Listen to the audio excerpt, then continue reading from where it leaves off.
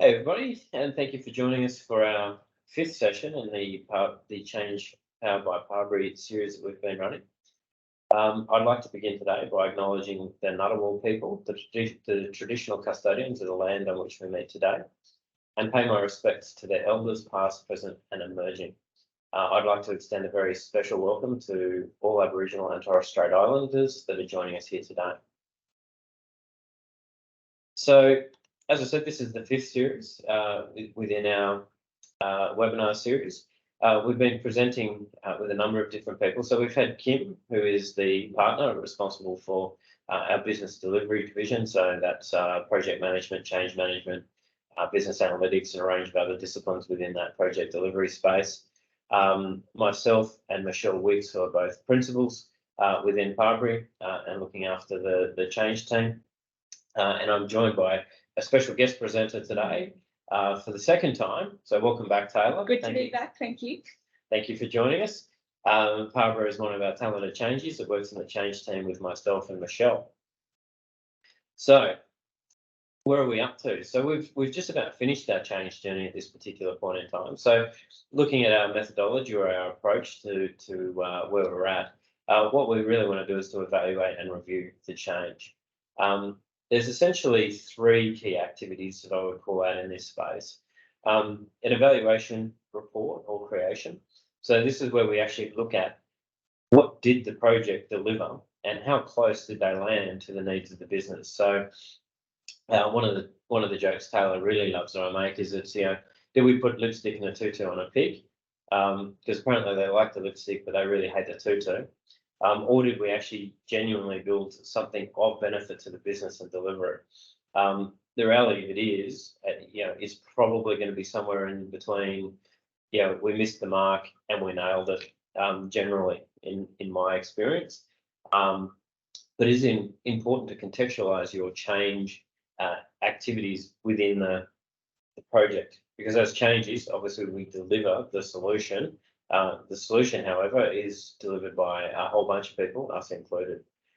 Look at benefit realisation assessment. So this is, where are we up to? And, from a change effort, how successfully we deliver it. And then now that we've put the capability into the business, we really have a revolving cycle in BAU, which needs to be followed, where we're doing continuous improvement. So that's the flow for today. It should be a nice tight session. I'm thinking we'll probably have 15 minutes, but if you would like to jump in with questions, you're always welcome to drop questions in the chat, or also please feel free to come off mic and just jump into the conversation. So evaluation report. So despite what we think, or what we often say, I believe you can actually quantify change management's value. So, this is the opportunity for us to actually come back and use, again, that data-driven approach that we've talked about consistently through our methodology, and say, what, actually we can quantify the change performance, organisational performance, and individual performance, and we put all of that together, and that actually gives us, how well has the solution been taken up by the business. So realistically, we want to look at a starting point of what does success look like. We should have defined that right back at the beginning of the project. And what is the people dependency position or return on investment? So can we actually derive a financial benefit as a result of this change? I like financial benefits. I'm actually ex-finance, so I spent a bunch of time in the finance game. And I like dollars and cents because they're quantifiable. It's easy when you get down to a P&L or this is the benefit of the organisation. So if we take those two things together, we then want to break it down into a couple of different buckets. So what is the change performance? So how well did we do our job? So as we've talked through when we're doing our planning and delivery phases, we would have had a number of different things that we've potentially produced around change plans, comms plans, training delivery, comms delivery, change delivery, leadership coaching and support. Did we mobilise our leaders properly? Did they get out there in front and lead the change like we wanted them to? Was the training that we deliver appropriate and actually fit for purpose and support people in being able to work in the new world. So we can quantify those components of what we've done. We need to look at the organisational performance. So this is what we're talking about with, did the solution actually deliver what was expected? So, the business has turned up with a problem. Possibly by the time the business has identified a problem or an opportunity, a business case has been produced, it's been signed off on, a project team has been stood up, the solution, whatever it might be, has been worked through, potentially built, and then delivered. That could be a number of years. And quite often the problem with those extended phases of delivery is what the opportunity was, or 2-3 years ago, is different at delivery. And often what we have to do is flex our project scope through the build delivery phase in order to keep it current. But did we actually give the business a great solution? Yeah. And that's pretty easy to quantify. Users will quite often tell you pretty smartly about that. They certainly do. Yes. Yeah. Everyone's quick to judge on that one. Yeah. Everyone will tell you what they don't like, right? Exactly. Yeah. And then the individual performance. And how are people feeling? And again, Taylor, pretty easy to find this one out. Just go and talk to the people. Yeah, talk to the people. And the people is what we want to focus on here too. The people who are expected, their everyday workday. That's what we need to look at. Yeah.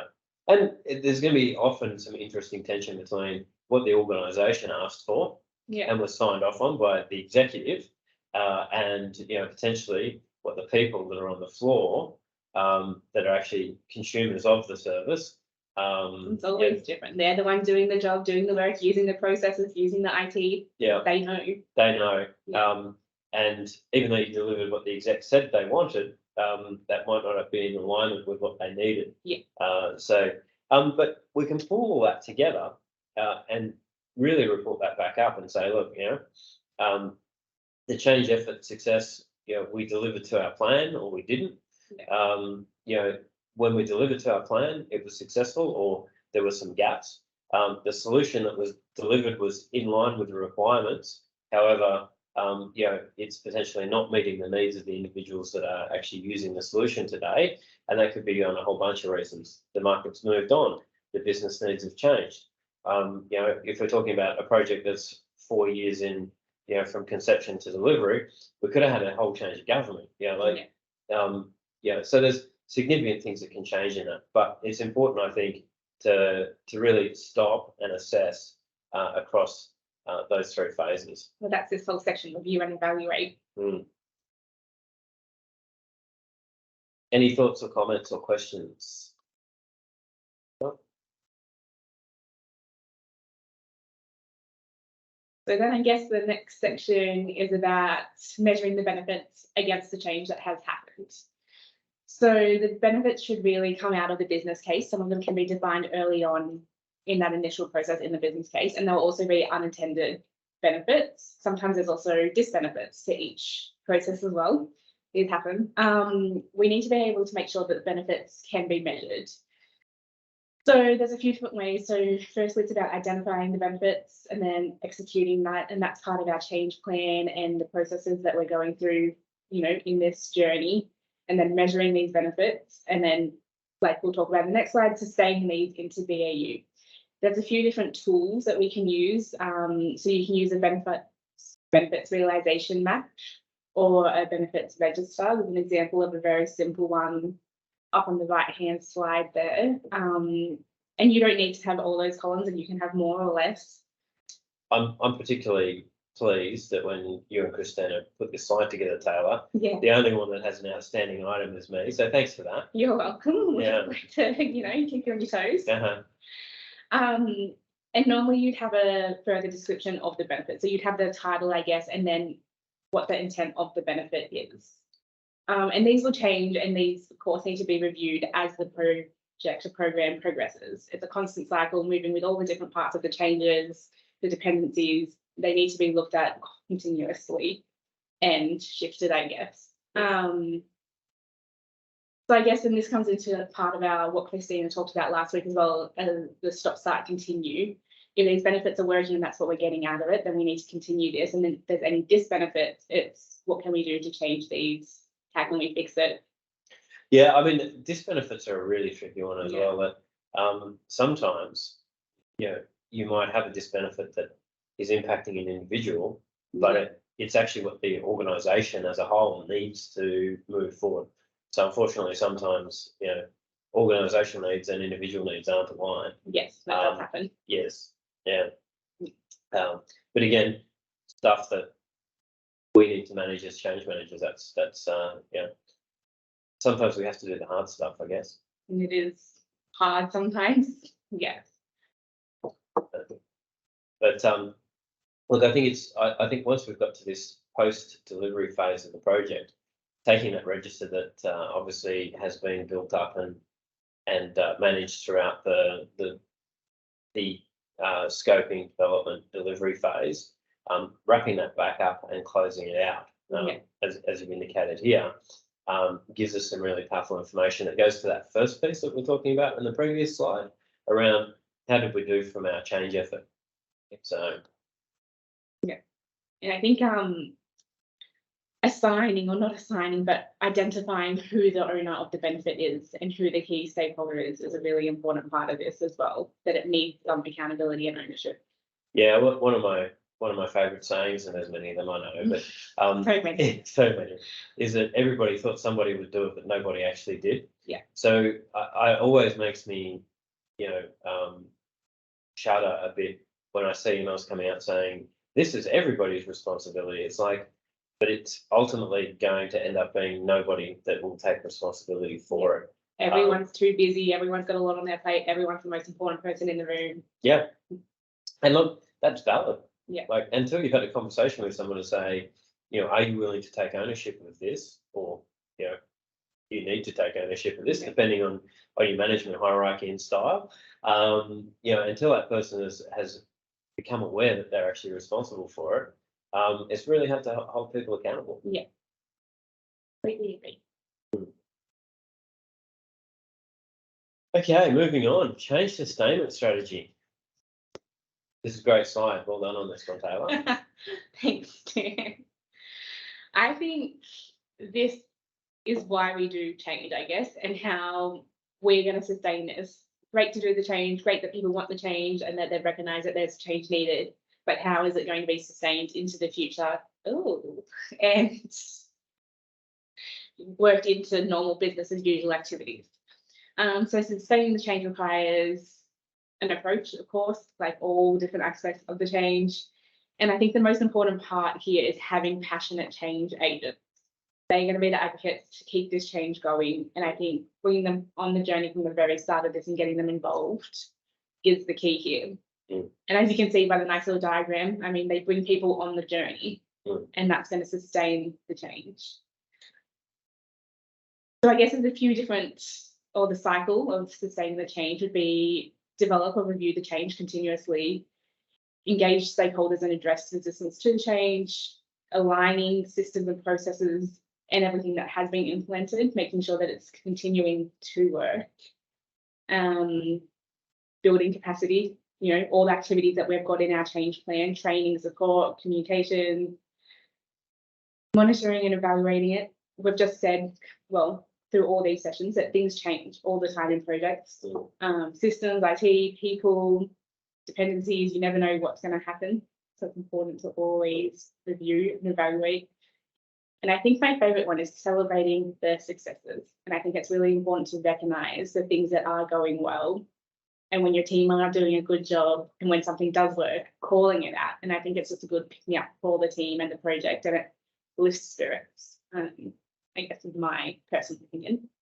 Look, and I think we don't want to create a culture where people only do stuff because they know they're going to be rewarded for it. Yeah. But quite frankly, when you've been working and grinding away at something for weeks or months or potentially even years, it's nice for somebody to come past and say, you know what, good job. And it doesn't take a lot of effort, right? No. And so, and it can have such a material impact. I was talking to another one of our colleagues recently, and we're talking about the impact of building a positive culture. Yeah. And, the uplift you get is like an order of magnitude. Like, honestly, if you can build positive culture around celebrating success, people feeling like they're able to come, contribute, be heard, all of those good things, you tap into the secret sauce, in my opinion. That's discretionary effort. Yeah. And that's when really good and amazing things happen. So yeah, it's just a key point. The other thing I really like about this diagram you put together, Taylor, is it becomes really relevant depending on the environment you're delivering in. So if we look at something like defence have a two-pass business case scenario. They have IOC, FOC, and then transition into the business. So IOC, initial operating capability. So if we were to use an agile methodology, that would be coming down to your MVP or minimal viable product. And then FOC being your final operating capability. And from an agile perspective, if you're using an agile style methodology, that sort of gets you down the track to product maturity. And there's a whole range of different methodologies that use these similar kind of concepts of, what we want to do is do something quickly, get it into the business, to start to sustain it in the business so we can develop it properly and then hand it over to the business. But then the development cycle needs to continue as well. Yeah. And we're going to see more and more of this as the pace of change increases because, I just see that, and we know we're seeing many things come out of government at the moment. This concept of doing 3-year, 5-year, 10-year projects it's just not practical. Yeah. The environment is moving too fast. As a quick aside, I was reading some literature the other day, and there was a quote in there from the Canadian Prime Minister, Justin, I can never say his last name, but he said, the pace of change has never been so fast, but it'll never be this slow again. I thought, powerful. I'll write that one down. And that's the reality of the world that we're living in. Things are just, picking up pace. Yeah. So nothing's going to be perfect. We need to be able to get it into the hands of the users and then, work on it collaboratively with the business and then ultimately empower the business to continue to take it forward. So these sustainable change cycles are just key. Yeah. Definitely. And I think we can see that in our everyday work as well, like sustaining the change and celebrating the small wins and constantly reviewing work and putting in processes and saying this didn't work, this does work. As a collective, does it work or does it not work for that one individual? And that's just the way it is. Yeah. But as a whole, it works. Excellent. Well, as I said, as we anticipated, this is going to be a short, sweet session. This is really though, after possibly we've put in definitely months, possibly years of hard work to deliver stuff into the business.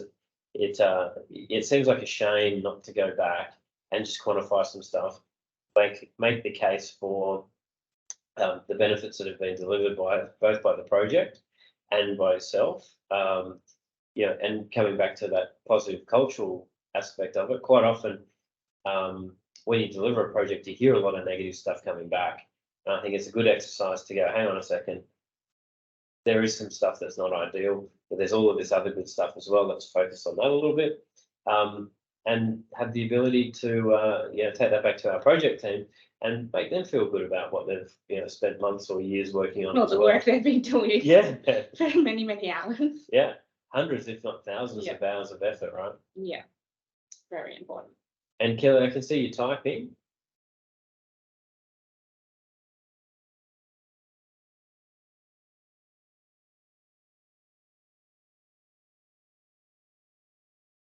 I might just unmute. That might be quicker. Can you hear me? Excellent. Yes. Yeah, I was just going to ask a question about, do you see a change manager and the project manager working together on the post-implementation review? Because I know, in my experience, projects do tend to, if they do a PIR, some don't. So that's winning there. But they can skip past sort of the people benefits and the data that we've collected through the measurement process on change. So any tips or views on that? Look, yes, lots of views.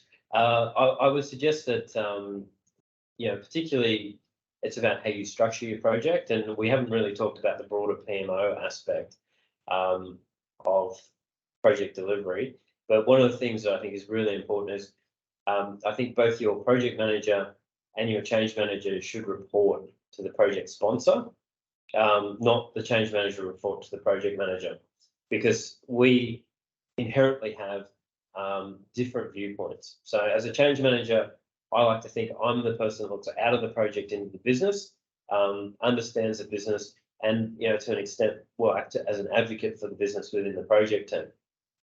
The PM's accountability is incredibly important because they need to manage scope, time, and money, and often what the best benefit to the business is not always within the scope, time, and money available in order to deliver the project. So there should be a positive tension there. But if you've built up a good relationship with your PM on the way through, you hopefully educated them a little bit about change management as well, and hopefully you've got a whole bunch of great data that you can turn around and say, hey, PM, why aren't we including this in the closure report? Because there's actually a lot of good news stories here. Why don't you want the positive press? So that's sort of my take on it. Yeah, I also think it would be about setting expectations earlier from the start, that at the end of this, we are going to work together, and it's about the roles and responsibilities, that saying it from the very beginning, both the change manager and project manager will have input to the final closure report, and having that in the project plan or wherever it needs to be clearly outlined that both parties are responsible for input. I think. Does that answer? Yep, agree. Thank you. You're welcome. Thanks for the question. All right. Well, I think that brings us to the conclusion for today. We only have one session left, so for those that have been joining us all the way through, thank you for joining us on the journey.